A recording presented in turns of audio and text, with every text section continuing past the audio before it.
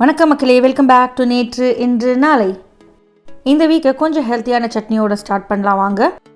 இன்றைக்கி நம்ம விளாம்பழம்னு சொல்லக்கூடிய Woodapple பேல் அதை வச்சு ஒரு சட்னி பண்ண போகிறோம். ஒரு 2 to 3 minutes இருந்தால் நீங்கள் சட்னி ரெடி பண்ணிடலாம். அந்த சட்னி வச்சுட்டு இந்த சம்மருக்கு ஒரு ஸ்பெஷல் கூலர் ட்ரிங்க்கும் நான் ரெடி பண்ண போகிறேன். இதெல்லாம் நான் எப்படி பண்ணேங்கிறத பார்க்குறதுக்கு முன்னாடி நம்ம சேனலுக்கு நீங்கள் ஃபர்ஸ்ட் டைமாக வரீங்கன்னா மறக்காமல் சப்ஸ்கிரைப் பண்ணுங்கள். இந்த பழத்தில் பார்த்திங்கன்னா நிறைய ஹெல்த் பெனிஃபிட்ஸ் இருக்குது. பழத்தோட ப்ரைஸ் பார்த்திங்கன்னா 5 ரூபாலேருந்து 15 ரூபா வரைக்கும் விற்கிறாங்க. சீசன் டைம் பொறுத்து உங்களுக்கு ப்ரைஸ் மாறும். இப்போ முதல்ல நம்ம சட்னி ரெடி பண்ணிடலாம். இந்த பழத்தோட டேஸ்ட் எப்படி இருக்குன்னு பார்த்தீங்கன்னா நல்ல புளிப்பு, கொஞ்சமாக கசப்பு இருக்கும். இதோட ஃப்ளேவர் பார்த்திங்கன்னா பயங்கர பஞ்சண்ட்டாக டாமினேட்டிங்காக இருக்கும்.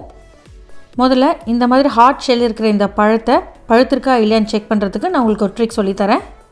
முதல்ல பழத்தை மூந்து பாருங்கள். உங்களுக்கு அந்த பழத்தோட வாசனை மேலே வருதான்னு வந்ததுன்னா பழுத்துருதுன்னு அர்த்தம். இல்லைனா கொஞ்சம் ஹைட்லேருந்து கீழே ட்ராப் பண்ணி பாருங்கள். உருண்டு ஓடாமல் ஒரே இடத்துல நிற்கணும், அப்படின்னா பழுத்துருதுன்னு அர்த்தம். உருண்டு ஓடித்துனா இன்னும் காயாகவே தான் இருக்குது.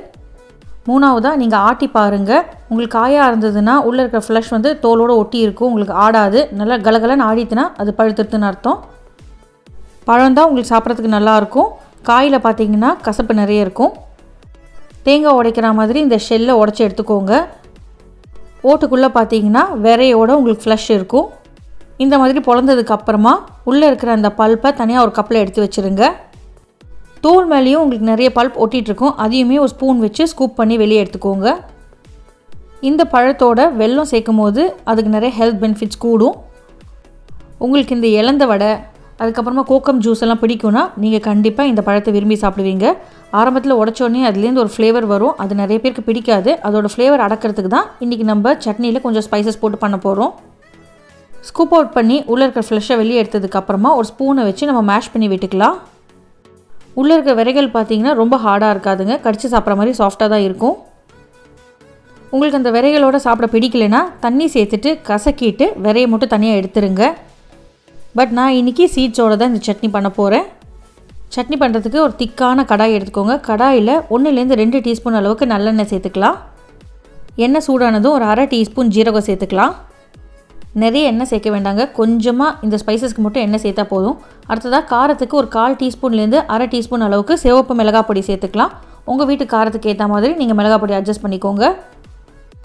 இப்போ நம்ம ஸ்கூப் அவுட் பண்ணி எடுத்து வச்சுருக்கிற அந்த மேஷ்டு பழத்தோட ஃப்ளஷை இந்த எண்ணெயில் சேர்த்துட்டு நல்லா கலந்து விட்டுக்கலாம்.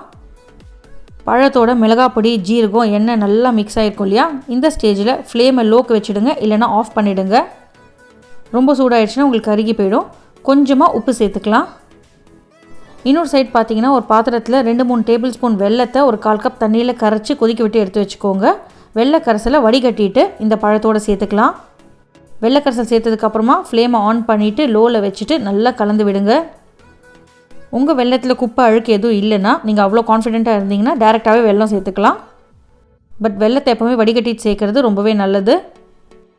வெல்லத்தோட இந்த பழத்தை நம்ம நல்லா மேஷ் பண்ணி விட்டுக்கணும். நல்லா மசிச்சு விட்டதுக்கப்புறம் ஒரு 5-10 செகண்ட் நீங்கள் கொதிக்க விட்டால் போதும்.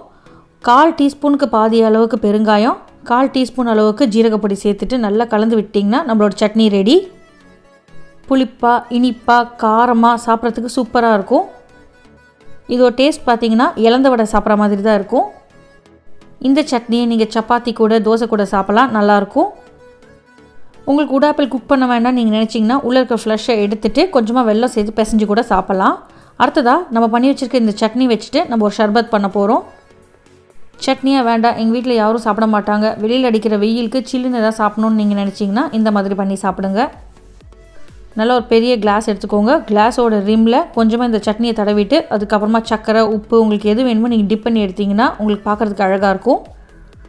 ஃபஸ்ட்டு கிளாஸில் 1 டேபிள் ஸ்பூன் அளவுக்கு நம்ம பண்ணி வச்சுருக்கிற சட்னியை சேர்த்துக்கலாம். அதுக்கு மேலே கொஞ்சமாக ஐஸ் க்யூப்ஸ். சட்னிக்கு அந்த ஸ்வீட்னஸ் கரெக்டாக இருந்தது.